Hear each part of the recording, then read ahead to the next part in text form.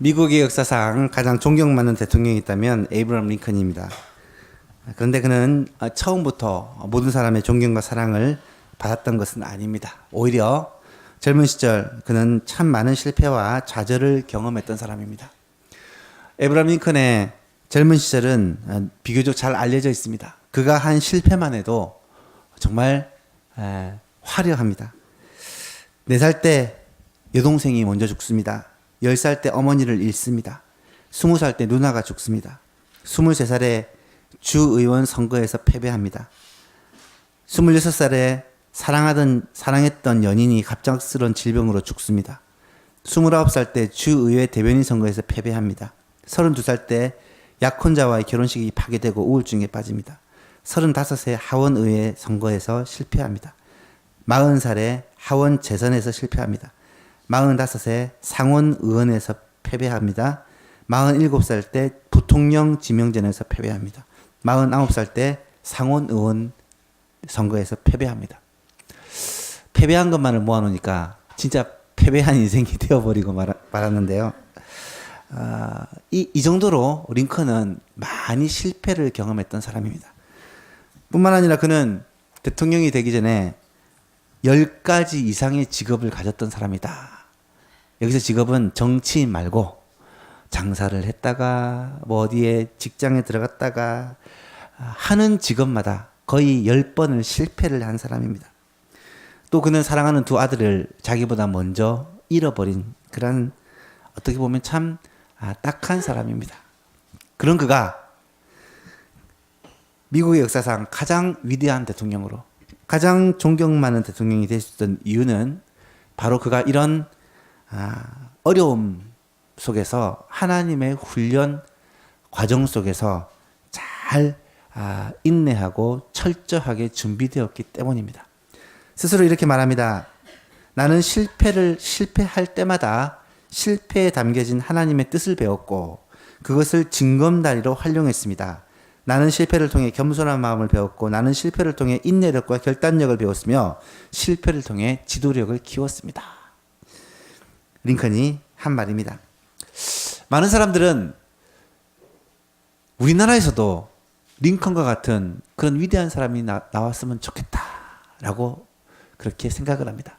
그런데 정작 자기 자신이 링컨과 같이 실패와 아픔을 통해 대가를 치르며 준비되는 것은 싫어합니다. 많은 사람들이 자기 자녀가 링컨처럼 위대한 사람이 되기를 기도합니다.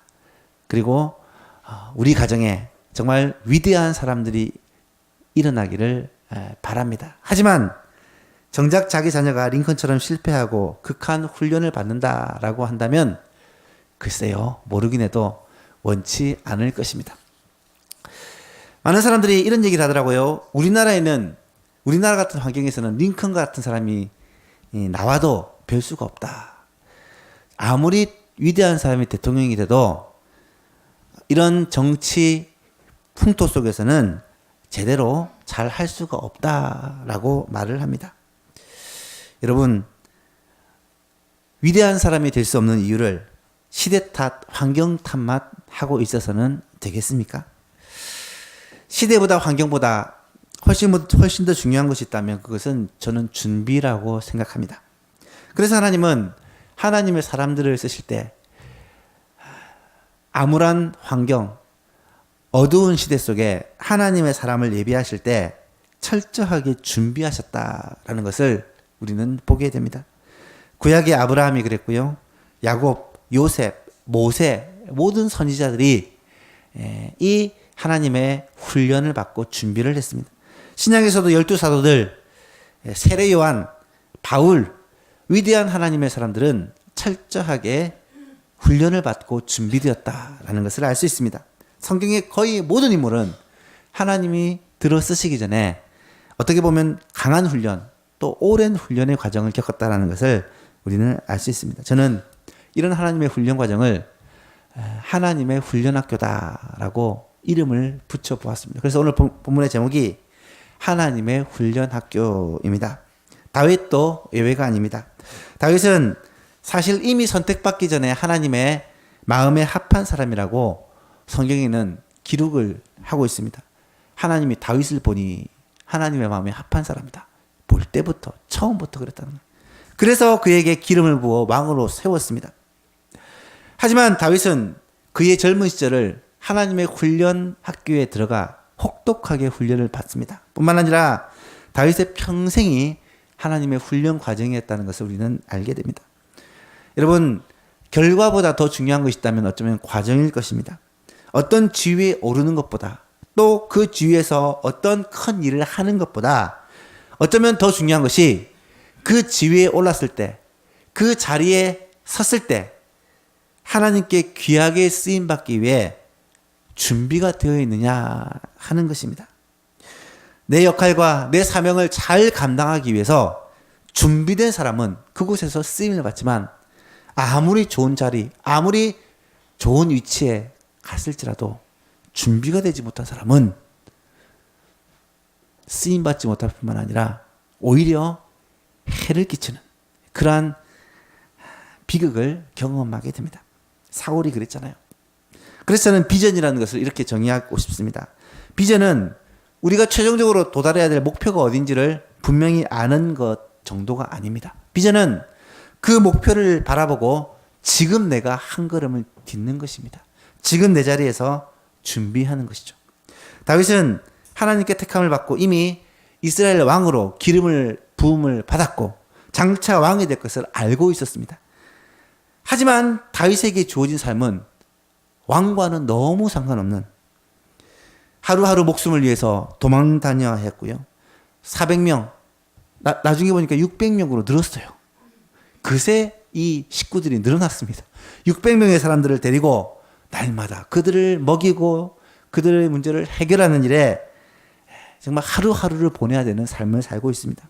하지만 분명한 것은 그 가운데 하나님은 다윗을 훈련시키고 계셨고요. 이 시기는 다윗에게 있어서 하나님의 훈련 학교였다라는 사실입니다. 우리의 삶도 마찬가지입니다. 그리스도인은 어떤 사람도 하나님의 계획밖에 없는 사람은 없습니다. 모두가 하나님의 계획 속에서 지금 살아가고 있습니다. 하나님은 우리에게 달란트를 주시고 사명을 주시고 우리에게 하나님의 뜻 가운데서 훈련을 하고 계십니다. 아름답게 쓰임받기 위해 하나님 나라를 위해 하나님 맡긴 사명들을 감당하기 위해 지금 준비되어지고 있다라는 것입니다. 젊은 사람들은 말할 것도 없고요. 나이가 좀 들었을지라도 저는 마찬가지라 생각합니다. 오늘 청년들하고 말씀을 공부하면서 아브라함이 75세 때 부름을 받았고 야곱이 집을 떠날 때가 77세다. 이런 것을 살펴보면서 하나님이 사람을 쓸 때 나이를 별로 중요하게 생각하지 않은 것 같다. 나이 젊다고 쓰임받은 것도 아니고 나이 많다고 쓰임받지 않는 것도 아니다라는 사실이죠. 실제로 우리의 삶을 돌아봅시다. 하나님의 뜻과 계획은 분명히 있고 지금 나를 준비하고 있는데 이 준비의 과정이 어떻냐 하는 것입니다. 하루하루가 먹고 사는데 빠듯합니다. 끊임없이 일어나는 수많은 일들 가운데 정말 정신없이 살아갑니다. 과연 이렇게 준비되는 게 맞나 싶을 때가 많이 있습니다. 제가 학교 교사를 하던 시절 선생님들이 많이 하는 말이 있었습니다. 애를 낳고 애를 키우다 보면 15년에서 20년은 훌쩍 지나간대요. 정신을 차리고 보면 50대 중반이랍니다. 무엇을 새롭게 시작하려고 하지만 이제는 은퇴를 준비하고 노후를 준비해야 되는 시간이 되어버린대요. 여러분, 뭔가 해보지도 못하고 인생이 끝난다. 그런 얘기를 자주 하는 것을 들었습니다. 저는 그 얘기를 들으면서 나는 그러지 않아야지 라고 생각을 했는데 벌써 제가 40대 후반입니다. 세월은 이렇게 그냥 지나가 버리면 그게 우리의 솔직한 고백입니다. 그러나 이런 정신없는 삶 가운데 우리가 하나님의 뜻과 계획이 있음을 믿고 그 뜻을 붙드는 것이 믿음이라고 저는 생각합니다. 다윗을 보십시오. 다윗이 그랬습니다. 하나님께 택함을 받고 기름 부음을 받고 왕으로 세워졌습니다. 그리고 나서 드디어 하나님이 골리앗과의 싸움을 통해 다윗을 이스라엘의 주목을 받는 자리에 올리셨습니다. 그런데 잠시 빛을 보고 난 후에 이 다윗은 왕의 미움을 받게 됩니다. 왕 사울이 다윗을 죽이려고 혈안이 되어 있습니다. 다윗은 왕의 원수가 된 것입니다. 이때부터 다윗의 인생은요, 정말 말 그대로 꼬인 인생이 되고 맙니다. 하루하루 생명을 유지하기 위해 늘 도망 다녀야 했고, 400명, 오늘 보면 후반에 보니까 600명이나 되는 이 식구들을 데리고 그들을 먹여 살려야 됐고, 그들의 문제를 해결해야 됐고, 그들 가운데서 정말 정신없는 삶을 살았을 것입니다. 그런데 하나님의 계획은 그런 정신없는 삶 가운데서도 계속해서 조금씩 준비되고 있었다는 거예요. 하나님은 다윗을 진정한 목자로 준비시키고 진정한 왕으로 예비시켜 갔습니다. 이때 다윗의 모습을 본 사람들이 아무도 다윗을 이스라엘 역사상 가장 위대한 왕이 될 것이라고는 상상하지도 못했을 것입니다. 이것은 마치 계속해서 실패하는 링컨을 바라보면서 어느 누구도 미국 역사상 가장 위대한 대통령이 될 것이라고는 생각지 못했던 것과 마찬가지입니다. 저는 똑같다고 생각합니다. 오늘 우리들의 모습을 보고, 우리 교회의 모습을 보고, 어느 누구도 하나님께서 우리를 위대하게 사용할 것이다 라고 생각하지 않을지 모릅니다. 하지만 하나님의 위대한 계획과 하나님의 치밀하신 뜻은 지금도 우리 가운데 진행되고 있고, 우리는 그 하나님께 위대하게 쓰임받기 위해 준비하고 있는 과정이다라는 것이죠. 이 준비의 기간이 혹독하면 혹독할수록, 길면 길수록 어쩌면 하나님께서 우리를 더 위대하게 하나님의 뜻에 합당하게 쓰시기 위한 것이 아닐까라는 생각을 합니다. 우리 교회 이제 1년이 됩니다. 다음 주가 날짜로 계산하니까 딱 1년째 되는 날입니다. 12월 3일에 첫 예배를 드렸고, 다음 주일이 12월 2일입니다. 365일째 되는 날이죠. 여러분, 우리 교회가 그동안 걸어왔던 길들을 참 돌아보면 하나님의 훈련이 혹독했다라는 것을 고백하지 않을 수가 없습니다. 참 많은 아픔과 참 많은 좌절과 실패와, 어떻게 보면 다 내려놓고 그냥 조용히 신앙생활하자라는 생각을 수도 없이 했을 것입니다. 그럼에도 불구하고 하나님께서 우리를 계속해서 밀고 다그치고 훈련시켜 이곳까지 오게 한 것은 하나님께서 다윗을 하나님의 사람으로 빚어가기 위해 끊임없이 훈련시킨 것처럼 우리도 하나님께서 훈련시키셔서 하나님의 위대한 일을 위해 준비시키고 계시다라는 것을 확신합니다. 여러분의 가정이, 우리 교회가 그렇게 하나님의 손에 붙들려서 귀하게 쓰임 받을 것이라는 사실을 우리가 분명히 믿고 다윗처럼 잘 준비되는 우리 예수만교회 성도님 될 수 있기를 간절히 바랍니다. 그러면 이 하나님의 훈련 학교에서 무엇을 어떻게 훈련해야 될 것인가? 오늘 그것을 몇 가지를 살펴보도록 하겠습니다. 첫 번째로 하나님의 뜻을 묻는 훈련을 받아야 합니다. 1절에 보니까 사람들이 다윗에게 전하여 이르되 보소서 블레셋 사람이 그일라를 쳐서 그 타작마당을 탈취하더이다 하니. 여러분, 이때는 다윗이 사울에게 쫓겨서 계속 도망을 다니고 있는 과정입니다. 앞에 살펴보듯이 아둘람 굴에 있을 때 400명의 사람들이 몰려왔고요. 또 그 사람들을 데리고 계속 사울을 피해 도망을 합니다. 지금은 헤레스풀이라는 곳에 지금 머물러 있습니다.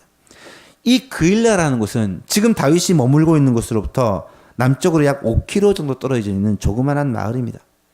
이 마을에 추수할 때가 되어 곡식을 추수해 놓으니까 블레셋 사람들이 우르르 쳐들어와서 타작마당에 쌓아놓은 곡식을 다 빼앗아 탈취해 가는 거예요. 여러분, 이때 블레셋 사람들의 모습들을 한번 상상해 보십시오. 그일라 주민들이 열심히 일하고 씨 뿌리고 김 메고 그리고 고생해서 추수하여 타작마당에 탁 곡식을 쌓으니까 그때까지 기다렸다가 우르르 와가지고 모든 곡식을 싹 빼앗아서 가버리면 이제 그일라 주민들은 어떻게 무엇을 먹고 산다는 말입니까? 이 소식을 다윗이 들었습니다. 누군가가 다윗에게 가르쳐 줍니다. 다윗은 이 소식을 듣고는 갈등을 합니다. 지금 자신의 현실을 보면 남을 도와줄 수 있는 형편이 도저히 되지 않습니다. 지금 그일라 주민을 구해야 되는 그런 상황이 아닙니다. 자기의 현실을 보면 그럴 수 있는 상황이 아니지만 그럼에도 불구하고 이스라엘의 군대 장관이었던 다윗은 블레셋과 전쟁하고 늘 승리했던 다윗은 저 블레셋에서 이스라엘을 구원해야 되는데 라는 마음의 부담감이 생겼다는 것입니다. 이때 다윗은 어떻게 합니까? 여호와께 묻습니다. 1절에 보시면 이에 다윗이 여호와께 묻자와 이르되 내가 가서 이 블레셋 사람들을 치리까? 여호와께서 다시 다윗에게 이르시되 가서 블레셋 사람들을 치고 그일라를 구원하라 하시니 하나님께 기도로 물으니까 하나님이 그일라를 쳐라. 가서 블레셋을 쳐라. 그일라를 구원해라. 라고 답을 주시는 거예요. 현재의 객관적인 상황을 냉철하게 판단해 보면 도저히 그럴 상황이 아니죠. 지금 사울은 거의 미쳐 있습니다. 다윗에게 식량을 주고 칼을 주었다는 이유만으로 놋당에 있던 제사장 85명을 한 명도 빠짐없이 다 죽였고요. 그들의 가족과 그 놋당에 거하는 모든 남녀와 아이들과 젖먹는 자들과 소와 나귀와 양까지 다 죽인 사람이 사울입니다. 사울은 지금 나란 일에도 관심이 없고 외적이 쳐들어오는 것도 관심이 없고 오직 내 인생의 목표는 다윗을 죽이는 일이다. 그러고 다윗을 쫓아다니고 있습니다. 다윗과 함께 있는 400명, 이제는 600명이 되었어요. 이 600명의 사람들은 이 소식을 듣고 지금 두려워서 벌벌 떨고 있습니다. 다윗도 두렵지 않았을까요? 다윗도 아마 하루도 마음 편하게 다리 뻗고 잠을 자지 못했을 거예요. 그런데 외국으로 도망가서 살았으면 좋겠는데 선지자 갓이 다윗에게 나타나셔서 유대를 떠나지 말고 있으라 명령을 했거든요. 그것 때문에 외국에 갈 수도 없고 유대에 있으려니까 사울의 눈에 띄지 않게 해서 어두운 곳, 구석진 곳, 사람이 살기 힘든 곳만 골라서 다녀야만 합니다. 말 그대로 숨도 크게 못 쉬고 죽이며 숨지기며 꼭꼭 숨어 있어야 되만 하는 그런 상황이죠. 그런데 그때 블레셋이 그일라를 쳐들어온 겁니다. 그리고 그 그일라는 지금 다윗이 있는 곳에서부터 얼마 떨어져 있지 않습니다. 다윗은 더 이상 사울의 신하도 아니고 이스라엘을 구원해야 될 책임도 없습니다. 그러나 마음에 부담이 있었다는 거예요. 그일라 사람들을 생각하면 지금 가서 그일라를 구원해야 되는데 이때 다윗은 하나님께 하나님의 뜻을 묻습니다. 분명 상황은 도저히 불가능한 상황이요. 이미 결정난 상황이나 마찬가지지만 다윗은 하나님의 뜻을 알고 싶었던 것입니다. 사랑하는 여러분, 하나님의 사람에게 있어서 꼭 필요한 것이 하나님의 뜻을 묻는 훈련입니다. 형편과 상황을 볼 때는 답이 정해져 있어요. 하지만 하나님의 사람은 형편과 상황에 따라 움직이는 사람이 아니라 하나님의 명령에 따라 움직이는 사람입니다. 하나님의 뜻이 무엇인지 다윗은 알기를 원했고 그 뜻을 묻습니다. 여기서 우리가 한 가지 질문을 할 수 있는 것이 있습니다. 하나님의 뜻을 어떻게 아느냐 하는 거죠. 이 당시는 어떻게 하나님의 뜻을 알았을까요? 9절에 보니까 다윗이 하나님의 뜻을 묻기 위해 에봇을 가지고 오라고 합니다. 당시 에봇에는 판결 흉패가 있었고 그 안에는 두 개의 돌이 들어있었습니다. 들어보셨죠? 우림과 둠밈이라는 돌이죠. 어떻게 구체적으로 하나님께 물었는지를 성경은 방법을 설명하지는 않지만 많은 학자들은 아마 우림과 둠밈은 두 개의 돌인데 하나는 검은 돌이요 하나는 흰 돌일 것이다. 하나님께 기도하다가 이 두 개의 돌 가운데 한 개를 뽑았을 때 흰 돌이면 yes, 검은 돌이면 no 뭐 이런 의미로 받아들이지 않았을까라고 추측합니다만은 정확한 것은 알 수가 없습니다. 어쨌든 이 에봇에 있는 돌을 가지고 하나님의 뜻을 물었습니다. 때로는 제비를 뽑아 하나님의 뜻을 묻기도 했습니다. 구약시대에는 그 외에도 선지자를 통해서 꿈이나 환상을 통해서 직접적인 음성을 통해서 하나님의 뜻을 가르쳐 주는 경우가 자주 나타납니다. 그렇다면 오늘 우리는 어떻게 하나님의 뜻을 들어야 할까요? 잘 알고 있죠. 하나님이 분명하게 뜻이 기록된 하나님의 말씀을 통해서 하나님의 뜻을 밝히 보여주셨습니다. 하나님의 말씀을 듣고 읽고 공부하고 묵상하는 것은 신앙생활에서 필수입니다. 반드시 해야 되는 거예요. 왜? 하나님의 뜻을 따라 살기 위해서. 하나님의 자녀가 하나님의 뜻을 따라 살기 위해서는 말씀을 듣는 것은 필수적인 것이죠. 특히 하나님의 뜻을 알아가는 첫 번째 출발점이 저는 예배 시간에 말씀 선포하는 목회자를 통해 주시는 하나님의 말씀이라고 믿습니다. 주일에 목사님이 말씀을 주시면 그 말씀을 사람의 말씀으로 듣지 않기를 간절히 바랍니다. 물론 저를 통해서 말씀하시지만 하나님이 내게 주신 말씀이다. 하나님이 내게 주신 말씀이다 라고 생각하고 그 말씀을 꽉 붙들고 그 말씀대로 순종해 보십시오. 하나님은요, 예배 시간에 목사님의 말씀을 통해 선포되는 이 하나님의 말씀을 통해 우리의 삶을 인도해 주신다라는 거예요. 데살로니가전서 2장 13절 말씀에 이렇게 말씀합니다. 중요한 말씀입니다. 같이 한번 읽어볼까요? 시작. 이러므로 우리가 하나님께 끊임없이 감사함은 너희가 우리에게 들은 바 하나님의 말씀을 받을 때에 사람의 말로 받지 아니하고 하나님의 말씀으로 받음이니 진실로 그러하도다. 이 말씀이 또한 너희 믿는 자 가운데서 역사하느니라. 이 말씀이 역사한다는 무슨 말입니까? 이 말씀이 믿는 사람 가운데서 일한다라는 것이죠.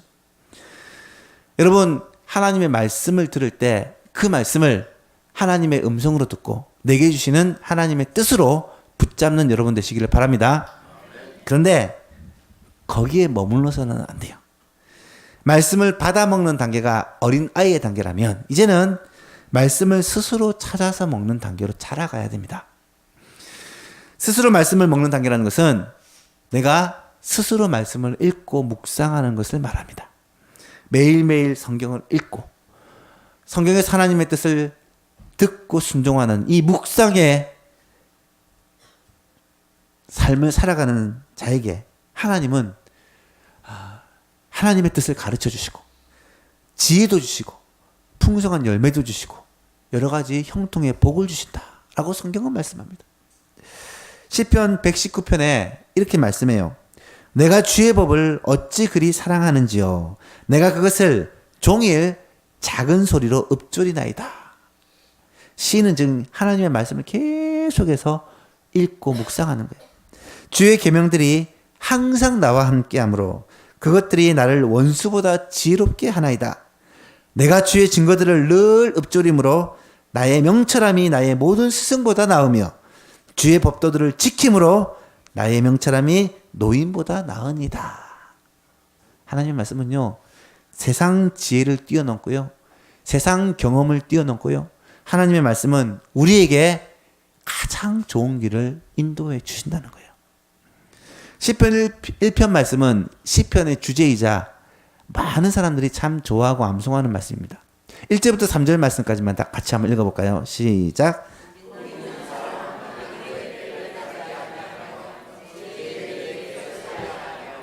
오만한 자들의 자리에 앉지 아니하고 오직 여호와의 율법을 즐거워하여 그의 율법을 주야로 묵상하는도다. 그는 시냇가에 심은 나무가 철을 따라 열매를 맺으며 그 잎사귀가 마르지 아니한 같으니 그가 하는 모든 일이 다 형통하리로다. 아멘. 여러분, 하나님의 말씀을 읽고 묵상하는 사람, 그 말씀을 따라 순종하는 사람에게는 하나님께서 가장 좋은 길로 인도해 주시고 최고로 좋은 것을 주신다. 지혜도 주시고 명철도 주시고 형통도 주시고 아름다운 열매도 주신다 라는 말씀입니다. 이렇게 하나님의 뜻을 묻고 그 뜻대로 순종하며 살아가는 사람이 진짜 복받는 사람이요, 잘 사는 것입니다. 혹시 이 자리에 다윗과 같이 하나님의 훈련 학교를 지나고 계시는 분이 계십니까? 어쩌면 우리 모두가 지금 그런 상황이에요. 이때 우리가 꼭 해야 될 훈련이 뭐라고요?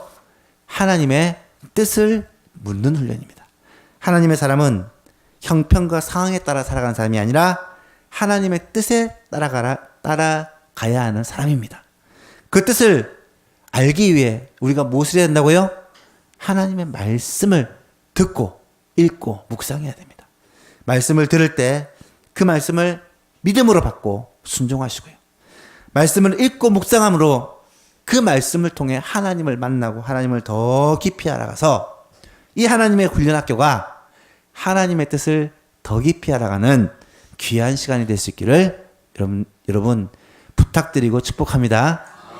두 번째로 하나님의 훈련학교에서 꼭 해야 되는 것이 무엇이냐? 믿음의 동력자들과 함께하는 훈련을 하셔야 됩니다. 성경에 보면은 다윗처럼 충성된 신하들이 많았던 왕은 아무도 없는 것 같아요. 다윗의 신하들에 대한 기록은 성경에 곳곳에 나타나는데 사무엘하 23장에 보면 다윗의 용사들 37명의 명단이 나타나요. 하나같이 다윗을 위해서라면 목숨을 아끼지 않는 진짜 다윗의 용사들입니다. 그렇다면 다윗은 과연 어떻게 이런 용사들을 언제 어디에서 어떻게 만났을까? 다윗의 인생을 쭉 돌아보면 아마 이 용사 중에 대부분을 사울을 피해 도망하는 이 하나님의 훈련 학교에서 만나게 되었다는 사실을 알 수 있습니다. 그들이 처음 다윗에게 왔을 때는 그들은 볼품없는 모습이었고 마음이 상한 자, 가난한 자, 빚진 자였습니다. 그들은 아무것도 할 수 없는 무능한 자였습니다. 그러나 하나님의 훈련 학교에서 함께 훈련을 받고 함께 기도하고 함께 하나님의 뜻에 순종하고 함께 자라났을 때 이들이 다윗의 나라에 기초를 세우는 가장 귀한 일꾼으로 쓰임을 받았다는 거예요. 다윗은 이들을 어떻게 동력자로 세워갈 수 있었을까? 오늘 본문에서 그 힌트를 한 가지 발견하게 됩니다. 다윗은 상처가 많은 사람들을 큰 무리를 이끌면서 오늘 본문에 보니까 600명 가량의 사람들을 데리고 다니면서 그들을 돌보고 섬기고 그들을 먹이고 그들에게 필요한 문제를 해결해 주면서 그렇게 지냅니다. 그런데 결정적으로 다윗은 사람들의 말을 따른 것이 아니라 하나님의 뜻을 따르고 있다는 거예요. 다윗이 그 일날을 향한 하나님의 뜻을 알았을 때 다윗은 즉각적으로 행동하지 않습니다. 다윗은 함께하는 600명이 있었기 때문에 그들의 지도자를 모읍니다. 그리고 그 무리들과 함께 의논을 합니다. 그 일날에 블레셋 사람이 와서 추수하는 타작마당을 쳐서 다 빼앗아갔다는 소식을 들었는데 그대로 가만히 있으면 그 일날 사람들은 굶어 죽어. 어떻게 해야 되지 않겠느냐라고 의논을 합니다. 그런데 이때 다윗과 함께 무리들이 다윗을 충심으로 말립니다. 오늘 본문 3절을 보십시오. 다윗의 사람들이 그에게 이르되 보소서 우리가 유다에 있기도 두렵거든 하물며 그 일라에 가서 블레셋 사람들의 군대를 치는 일이리까. 이 말은 지금 제 코가 석자인데 지금 누구를 돕는다는 말입니까? 아닌 것 같습니다. 이거는 뭐 충심으로 얘기한 거예요. 현실적으로 얘기한 것입니다. 이때 다윗이 취한 행동이 무엇입니까? 그들을 꾸짖습니까? 그들을 설득합니까? 그들을 무시합니까? 그렇지 않습니다. 다윗은 사람들 앞에서 다시 한번 하나님의 뜻을 묻습니다. 오늘 보면 4절 말씀입니다. 다윗이 여호와께 다시 묻자온대. 저는 이 자세가 매우 중요하다고 생각합니다. 여호와께 다시 묻자온대. 다윗은 자신이 이 무리의 지도자고 자신이 결정하고 나가면 되었지만 이 동력자들을 중요하게 생각하고 이 동력자들이 함께 하나님의 뜻에 순종하기를 원했기 때문에 그 동력자들을 자신을 반대하는 사람들 앞에 하나님의 뜻을 한 번 더 묻는 장면이 나타납니다. 이때 에봇을 가지고 하나님의 뜻을 물었기에 모든 사람들이 명명백백하게 하나님의 뜻이 무엇인지를 깨달아 알 수 있게 된 거예요. 이때 하나님은 분명히 그 일날을 가서 치는 것이 하나님의 뜻이다라는 것을 가르쳐 주셨고, 만약에 그러면 하나님께서 블레셋 사람들을 너의 손에 넘길 것이다, 이기게 승리하게 될 것이라는 것도 가르쳐 주십니다. 다윗은 하나님의 뜻을 다시 한번 확실히 알게 되었고 또 함께한 무리들은 기꺼이 그 뜻에 순종하게 되었습니다. 다윗과 무리들의 마음은 하나가 되었고 함께 블레셋을 쳐서 그 일날을 구원하는 이 통로로 쓰임받게 되었다라는 것이죠. 사랑하는 여러분, 동력자는 바로 이렇게 얻는 것입니다. 아무리 고난 중에 아무리 하나님의 훈련학교에서 함께 있는 사람이라도요, 함께 기도하고 함께 하나님의 뜻을 묻지 않으면 결코 동력자가 될 수 없습니다. 고난 중에서 함께 기도하고 함께 하나님의 뜻을 물었던 사람들을 생각해 보십시오. 그 사람들은요, 하나님께서 평생에 내게 붙여주신 친구요 동력자입니다. 위대한 일은 결코 혼자서 하는 것이 아닙니다. 반드시 많은 동력자들이 필요합니다. 하나님은 하나님의 뜻과 계획을 하나님이 붙여주신 동력자들과 함께 공동체로 이루어 가시기를 원하신다는 것입니다. 그 공동체를 어떻게 얻습니까? 하나님의 훈련학교에서 함께 기도하고 함께 의논하고 함께 하나님의 뜻을 묻고 함께 전도하고 함께 헌신하고 함께 주를 섬기면서 얻게 되는 거예요. 여러분, 이 모습 어디서 많이 본 것 같지 않습니까? 저는 이 예소만 공동체를 돌아보면서 어쩌면 이 예소만 교회야말로 고난 가운데 함께한 동지들, 하나님께서 붙여주신 다윗의 동력자들과 같은 공동체가 아닐까라고 생각합니다. 여러분의 인생에 있어서 함께 고난 가운데 하나님께 기도하고 주의 뜻을 물으며 때로는 손해보고 때로는 내려놓고 때로는 부담스러운 일이지만 하나님이 기뻐하시기 때문에 함께 고난의 길을 걸어간다면 이 길이야말로 하나님께서 우리를 통하여 하나님께서 우리를 훈련시키는 하나님의 훈련학교요. 그때 이 길을 함께 걸은 동지들이야말로 하나님께서 붙여주신 동력자들이다라는 것입니다. 이들은 평생에 주와 주의 나라를 위한 하나님의 사명과 하나님의 계획 가운데 걸어나갈, 달려나갈 믿음의 동지들이요. 바로 하나님의 교회로 함께 세워져 나갈 믿음의 동력자들이다라는 사실입니다. 우리의 소망교회, 바로 옆에 계신 장로님, 집사님, 권사님들이 바로 이런 믿음의 동지요. 하나님의 나라를 위한 동력자들임을 깨닫게 될 수 있기를 간절히 바랍니다. 하나님의 훈련학교를 지금 우리는 지나고 있습니다. 이곳에서 우리가 꼭 배우고 훈련해야 될 것이 무엇입니까? 첫 번째는 하나님의 뜻을 묻는 것이고요. 두 번째는 믿음의 동력자들과 함께하는 훈련입니다. 마지막 세 번째가 중요한데 너무 길어요. 그래서 다음 주로 넘기겠습니다. 기대하시라 개봉박두. 다음 주에 마지막 세 번째, 이 하나님의 훈련학교에서 우리의 마음을 다스리고 예수님을 닮아가는 훈련을 그 방법을 한번 살펴보도록 하겠습니다. 찬송가 3